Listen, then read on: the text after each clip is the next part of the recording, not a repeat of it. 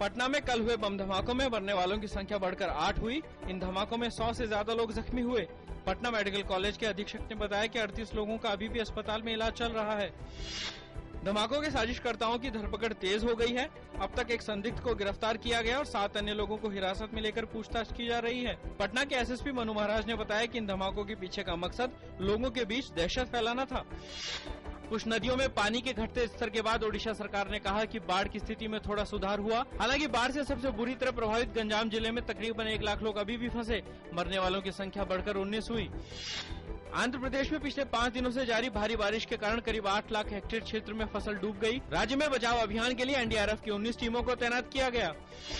कश्मीर के उड़ी सेक्टर में नियंत्रण रेखा के पास गोलीबारी में हुई एक जेसीओ की मौत। पिछले कई दिनों से पाकिस्तान की तरफ से गोलीबारी की घटनाओं के बाद सीमा पर कई जगह चौकसी बढ़ा दी गई। आज हुई गोलीबारी के बाद श्रीनगर से मुजफ्फराबाद के बीच बस सेवा की गई स्थगित। आज शुरुआती कारोबार में सेंसेक्स 77 अंक की बढ़ोतरी के साथ 20,761 पर खुला। इसी तरह निफ्टी भी 18 अंक के सुधार के साथ 6,163 पर खुला।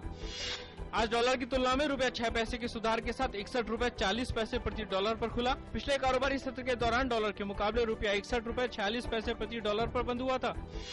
इराक की राजधानी बगदाद में कल सिलसिलेवार कार बम विस्फोटों और आत्मघाती हमले में करीब 60 से ज्यादा लोगों की मौत हो गई। ये विस्फोट राजधानी बगदाद में खड़ी कारों में बम रखकर किए गए। इनमें वाणिज्यिक क्षेत्रों और पार्किंग क्षेत्रों को निशाना बनाया गया।